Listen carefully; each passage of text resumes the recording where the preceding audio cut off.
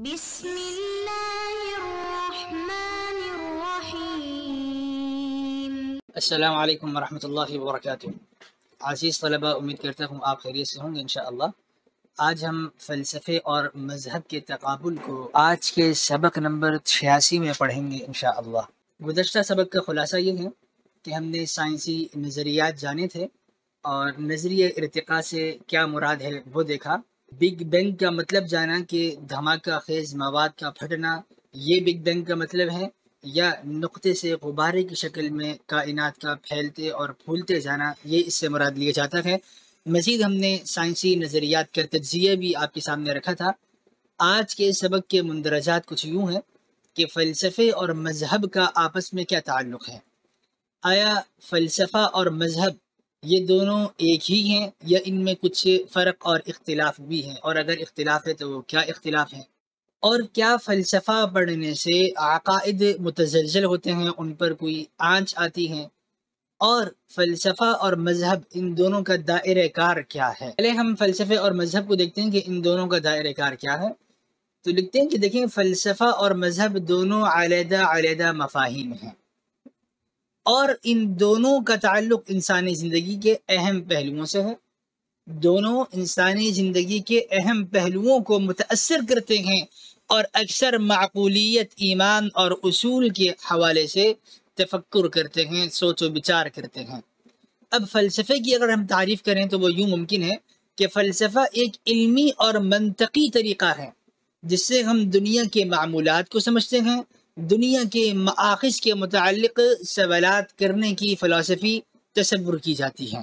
اور اگر ہم فلسفے کے دائرہ کار اور عمومیت کی بات کریں تو عام طور پر معمولی علمی طریقوں کا استعمال فلسفہ نہیں کرتا، بلکہ اس میں پیچیدگی ملحوظ خاطر رہتی ہے، اور پیچیدگی اور جسمانی حقائق کو چھونے کی فلسفے کی کوشش ہوتی ہے۔ اور اگر ہم اس کے منطقی تجزیے کی بات کریں تو یہ منطقی تجزیے کی روشنی میں آمنے سامنے مسائل کو دیکھتا ہے، اس کی جانچ پڑتال کرتا ہے، اور منطقی دلائل اور مآخذ پر فلسفہ غور و فکر کرتا ہے۔ اور اگر ہم عملی زندگی کی بات کرتے ہیں تو عملی معنوں میں فلسفے کی راہ چلتے وقت فلسفے کا جو مرکزی مواد اور اس کا ماخذ ہے، یہ ان افراد کی رہنمائی کرتا ہے جو زندگی کے اہم سوالات کے جوابات تلاش کر رہے ہوتے ہیں، انہیں خریدنا چاہتے ہیں، تو فلسفہ ان کے لیے معین اور مددگار ثابت ہوتا ہے۔ فلسفے کا مد مقابل آج ہم یعنی تقابلی درس میں ہم مذہب کو لائے ہیں۔ تو مذہب کی تعریف یوں ممکن ہے کہ مذہب ایمانی اور عباداتی اصولوں پر مبنی ایک مجموعہ ہوتا ہے۔ مذہب عقائد، رسومات، اخلاقی اصول اور عبادات کو شامل کرتا ہے۔ ان تمام امور سے مذہب بحث کر رہا ہوتا ہے، اور مذہب بھی عمومیت رکھتا ہے۔ تو مذہب معین عقائد اور خدا تعالی کی جانب رہتا ہے، اس کی عمومیت بجانب ہوتی ہے کہ اللہ تعالی کی جانب یہ لوگوں کو راغب کرتا ہے اور لوگوں کو ان کے ایمان کی روشنی میں یہ رہنمائی فراہم کرتا ہے۔ تو مذہب کی عمومیت معین عقائد پر ہے، اللہ تعالی کی جانب لوگوں کو راستہ دکھلاتا ہے۔ مذہب اکثر روحانی جانب کو مشمول کرتا ہے اور افراد کو معنوی اور دنیاوی زندگی کے اصول سکھاتا ہے، ان کی زندگی میں ان کی روحوں میں ایک انقلاب برپا کرتا ہے اور روحانی طور پر ان کو مضبوط بناتا ہے۔ اور اگر ہم اس کے عملی پہلوؤں کی بات کرتے ہیں تو عملی پہلوؤں میں مذہب عبادات، خیرات، انسانی حقوق، اخلاقی قوانین اور زندگی کی رہنمائی کی جانب موجود ہوتا ہے، اور افراد کی زندگی کو معنوی بنانے کی کوشش کرتا ہے۔ مادی سے زیادہ روحانی اور معنوی پہلوؤں پر مذہب گامزن کرنے کی کوشش کرتا ہے۔ تو فلسفہ اور مذہب یہ دونوں ہی اہم ہیں، ان میں سے کسی کا انکار کرنا ممکن نہیں ہے، اس لیے کہ دونوں انسانی تفکر اور عقائد پر اثر انداز ہوتے ہیں۔ ایک زندگی کے اہم پہلوؤں پر مادی دنیا میں بات کر رہا ہے منطقی انداز سے، اور دوسرا روحانی انداز سے اس کو مضبوط بنانے کی کوشش کرتا ہے۔ دونوں ہی مؤثر ہیں، لیکن یہ دونوں آپس میں اختلاف بھی کرتے ہیں۔ مثلا تجزیے کی روشنی میں فلسفہ منطقی جواز اور منطقی تجزیے کی روشنی میں کام لیتا ہے، جبکہ مذہب عام طور پر ایمان، عبادات کی روشنی میں مؤثر ہوتا ہے اور انسان کی روحانی ضروریات کو پورا کرتا ہے۔ تو فلسفہ خالص عقلی بنیادوں پر کھڑا ہے، جبکہ مذہب خالص روحانی اور وحی الہی پر انسان کو رہنمائی فراہم کر رہا ہوتا ہے۔ ہم اگر تقابلی نکات کو سامنے پیش کرنا چاہیں تو یوں کہہ سکتے ہیں کہ عقائد و ایمان میں ان میں تقابل یوں ممکن ہے کہ فلسفہ منطقی اور ریاستی عقائد کا تجسس کرتا ہے، علمی تجزیے کی روشنی میں دنیا کے مآخذ پر غور کرتا ہے، مرنے کے بعد کی زندگی سے فلسفے کا کوئی لینا دینا نہیں ہے، اس پر مذہب آتا ہے، اور مذہب انسان کی عملی زندگی کو ایمان اور عبادات کی بنیاد پر نکھارنے کی کوشش کرتا ہے کہ انسان اللہ تعالیٰ کی بندگی میں ڈھل جائے، اللہ کی بندگی کرنے والا ہو، اور مذہب اخلاقی اصولوں کو افراد کی زندگی کی رہنمائی کے لیے پیش کرتا ہے کہ ان اخلاقیات کو اپناؤ اور اللہ تعالیٰ کو راضی کرنے کے لیے کمر بستہ ہو جاؤ، اور ان میں معنویت اور روحانیت کے لحاظ سے بھی تقابل کیا جا سکتا ہے۔ اور یہ تو واضح ہے کہ روحانیت صرف مذہب میں ہے، فلسفہ روحانی پہلوؤں کو دنیاوی تجزیے کی روشنی میں دیکھتا ہے، خالص روحانی پہلوؤں سے بحث نہیں کرتا، اور انسانی تفکر کی روشنی میں زندگی کے اصولوں کا تعاقب کرتا ہے۔ انسانی فکر ہی زندگی کے اصول طے کر رہی ہوتی ہے، لیکن مذہب ایمانی اور روحانی معنوں کو مد نظر رکھتا ہے اور افراد کو روحانی منظرنامے کے تحت عبادات اور روحانیت کی تربیت دینے کی بھرپور کوشش کرتا ہے۔ تو خالص روحانیت آپ کو مذہب میں مل سکتی ہے، فلسفے میں انسانی فکر کے مطابق تو بہت کچھ ملے گا، لیکن خالص روحانیت نہیں ملتی۔ تجزیہ اور عقائد کی تصدیق میں بھی فلسفے اور مذہب میں تقابل ہے کہ فلسفہ عقائد کا تجزیہ کرتا ہے اور منطقی دلائل کی بنیاد پر انہیں نکھارنے کی اور سنوارنے کی کوشش کرتا ہے کہ ہمارے عقل کے مطابق ہی یہ عقائد بن سنور جائیں، لیکن جہاں تک مذہب کی بات ہے تو مذہب ایمانیات کو بغیر منطقی تجزیے کے ماننے کی روشنی میں کام کرتا ہے، اور اگر ہماری سمجھ میں آئے فبیہا، نہ آئے تب بھی السمع والطاعہ آمنا وصدقنا، اس کا نام ایمان ہے۔ اور ان میں تقابل رسومات اور عبادات کے لحاظ سے بھی ممکن ہے کہ فلسفہ عموماً عبادات اور رسومات کو نظر انداز کرتا ہے، فلسفہ عبادات کا داعی نہیں ہے، یہ فلسفہ منطقی تجزیے پر ہی توجہ دیتا ہے کہ عقلی بنیادوں پر ہی ہم ہر چیز کو سمجھنے بوجھنے والے ہوں، لیکن مذہب عبادات کو اہمیت دیتا ہے اور عبادات کو ایمانیات سے جوڑتا ہے، اور ایمانیات تو نام ہے اللہ تعالیٰ کو وحدہ لا شریک ماننے کے۔ اور زندگی کی رہنمائی میں بھی تقابل اس طور پر ممکن ہے کہ فلسفہ ظاہری زندگی کی رہنمائی کرتا ہے اور انسانی فکر کی روشنی میں ہی رہنما ثابت ہوتا ہے، جبکہ مذہب انسان کی زندگی کی رہنمائی کرتا ہے اور ایمان کی روشنی میں زندگی کے اصول دیتا ہے۔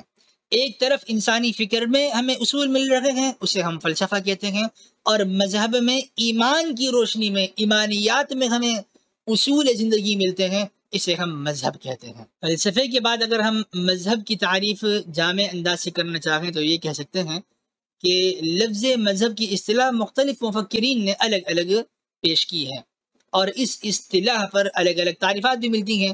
ایک عام فہم تعریف یہ ہے کہ کسی اندیکھی قوت پر مکمل اعتماد کے احساس کا نام مذہب ہے، اور وہ قوت ہماری تقدیر کی مالک ہے۔ اچھائی اور برائی اس طاقت کے ہاتھ میں ہے جس پر ہم بن دیکھے ایمان لاتے ہیں، جو کہ انسانوں سے ایک مخلصانہ رشتہ جوڑنے کی آرزو کو اپنے ساتھ لیے ہوئے ہے۔ وہ قوت انسانوں کی خیر خواہ ہے، انسانوں کے لیے مخلص ہے۔ تو مذہب ایک ایسا عقیدہ ہوا جو مقتدر ہے، ایسا عقیدہ ہے یعنی غیب پر ایمان لانا جس کے قبضے قدرت میں سب کچھ ہے۔ مذہب ایک شعور یا بیداری کا نام ہے، جاگنے کا نام ہے، جو ایک غیر مرئی یعنی بالغیب ایمان لانا روحانی نظام سے ہمارے عملی تعلق کے نتیجے میں پیدا ہوتی ہے۔ تو مذہب غیب پر ایمان لانے کا نام ہے اور اس زبردست طاقت کے سامنے سر جھکانے کا نام ہے جو ہمارے خیر اور شر کی مالک ہے۔ اور فلسفہ جو حقیقت کے من حیث الکل تصور سے بحث کرتا ہے، اس بات کی تحقیق کرتا ہے کہ مادہ، حیات، روح اور خدا کی ماہیت حقیقی کیا ہے، اور یہی مباحث خود مذہب کا بھی موضوع ہے۔ مذہب بھی حیات سے، روح سے بحث کرتا ہے اور اللہ تعالیٰ کی جانب دعوت دیتا ہے۔ فلسفہ اور مذہب دونوں کی دراصل نوعیت کائنات، انسان کا اس دنیا میں صحیح مقام، انسان کی کارکردگی اور بالآخر اس کے انجام سے بحث کرتے ہیں۔ تو ان دونوں میں تقریباً یہ قدر مشترک ہے۔ آگے چل کے نتائج مختلف آتے ہیں، لیکن بنیادی طور پہ کچھ عناوین دونوں میں مشترک ہیں، اگرچہ فلسفہ اور مذہب کی وضاحت کے لیے بہت سی تعریفیں پیش کی گئی ہیں، لیکن بنیادی طور پر یہ باہم متضاد نہیں ہیں، کہ آپس میں ان میں تعارض اور تضاد نہیں پایا جاتا، اس لیے کہ یہ دونوں ہی طریقہ کار ہیں۔ ان دونوں طریقوں سے نفس کائنات کو سمجھا جاتا ہے۔ فلسفہ اور مذہب کچھ حد تک آپس میں مختلف اگر سے ہوتے ہیں، لیکن در حقیقت یہ دونوں ایک دوسرے کو مکمل کر رہے ہوتے ہیں۔ جو ابحاث فلسفے سے رہ جاتی ہیں، مذہب اسے مکمل کر دیتا ہے۔ یعنی یہ کہا جا سکتا ہے کہ فلسفہ اخروی زندگی سے بات نہیں کرتا، اس پر مذہب بات کر رہا ہوتا ہے، اور مذہب خالص عقلیت کی دعوت نہیں دیتا۔ اگرچہ عقل کو مذہب اہمیت دیتا ہے، لیکن خالص عقلی تو نہیں ہے، روحانی ہے، وحی الہی کو بھی ساتھ لاتا ہے، اور وحی کی روشنی میں عقل کو سمجھنے کی دعوت دیتا ہے کہ اب تم سمجھو کہ وحی کیا کہہ رہی ہے۔ تو فلسفہ یہ خالص عقلی ہے، تو دونوں ایک دوسرے کے لیے مکمل ہو جاتے ہیں اور ایک دوسرے کو مکمل کرتے ہیں۔ انجام کار یہ کہ یہ دونوں ہی انسانی اور معاشرتی زندگی کو بلند تر اور لطیف سطح تک پہنچاتے ہیں۔ انسان کو ایک بہتر فلسفہ اور ایک بہتر مذہب کی ضرورت بہر کیف ہوتی ہے۔ مذہب کم و بیش انسان کے محسوسات اور اس کی عملی زندگی کے تجربات سے تعلق رکھتا ہے، اور فلسفہ جذباتیت سے کم عقلی پہلوؤں پر زیادہ بحث کر رہا ہوتا ہے۔ اور یہ بھی کہ مذہب کسی شخص کی ذاتی زندگی میں اس فرد کی روحانی ہم آہنگی اور روحانی رشتے کی استواری کے لیے مذہب کار فرما ہوتا ہے، اور کوششیں کرتا ہے کہ روحانیت پر اس بندے کی زندگی کو لایا جائے۔ لیکن فلسفہ بہت حد تک اپنے انداز تنقیدی تیور رکھتا ہے۔